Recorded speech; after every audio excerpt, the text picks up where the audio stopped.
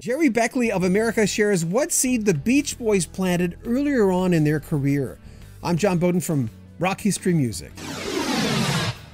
I've been in radio 35 years now, and through the years I've had a chance to interview 3,000, 4,000, 5,000 different artists. Most of those are on old reel-to-reels, which are over there. You don't want to see the mess. It's a huge pile. A lot of them are on cassette, and we're in the process right now of digitizing everything. If the interviews are pertinent, if they give out some good, juicy rock and roll history, we're going to present them to you. And Gerry Beckley is one of those interviews. This one's just from a few years ago. And we also interviewed Dan Peek, another member of America. This guy left in 1977, and we lost him in 2011. I talked to him for about 90 minutes, a very frank interview. But I'd be remiss if I didn't say Gerry Beckley, of all the interviews I've done, is one of my favorites. Earlier on in America's career, they had a chance to tour with the Beach Boys, and that old band who had been together for a long time planted a wishful seed into America's ears and hearts.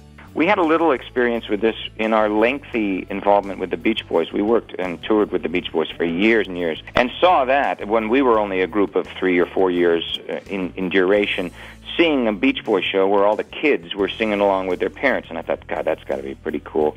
And sure enough, you just stick around long enough, and it's happened with us. I had actually quite a while ago now, but a circumstance where a lady said, I was a huge fan and I always raised my daughter on your music, and my daughter's just given birth to my first granddaughter, and all three of them were there.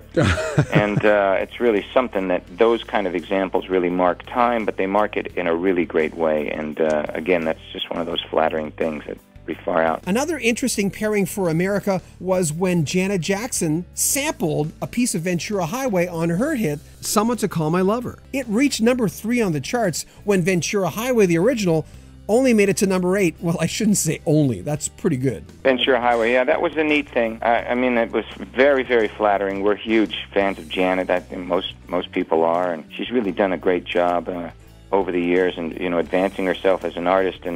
But even more so, we're maybe even bigger fans of Jimmy and Terry, Jam and Lewis, the production team. And, it was really their call. Because the song, there are some wonderful remixes of that song that don't even involve the lick. But the basis of the track was originally built with that guitar lick, and that's just an incredible rush for us, because not just for their work with Janet, but I've been listening to them since when they were members of The Time, and Human by the Human League was one of my favorite tracks of all time that they produced. That's a great pop song. Yeah, and they produced that, and so I've been a big fan forever, and just it was really a thrill that finally got a chance to meet Jimmy on a plane and got to tell him face to face, and he said likewise that they have been fans of ours and had wanted to do this for a long time. So we just sent him the box set and said, hope you can find something else. And yeah, no kidding. Yeah, it's great. So Dewey was that a writer's credit for him? It's a writer's credit for Dewey on Ventura Highway. Is that what you mean? Yeah. But I wrote the lick, the guitar little lick. Yeah. Well, I added that to Dewey's song, and we all, for years, have always just kind of thrown in our own 2 cents worth, but it was Dewey's tune and Dewey's lyrics, so he's credited as the writer. In this case, it was a little bit different, because that's the one bit they used was that guitar lick, but it's all good news, as they say. We'll have more of our interview with Gerry Beckley of America coming up next week. And in the next 2-3 weeks, we had a chance to talk to Dan Peek, who left America in 1977 but passed away in 2011. I talked to him for 90 minutes. We'll be featuring that interview once we clean it up a little bit. It's on cassette, and it has not aged that well, even though it's only about 10 years old. Make sure you comment on our video, subscribe to our channel, and share our videos. More information on the band America, go to VenturaHighway.com. They're currently touring. I'm John Bowden from Rock History Music.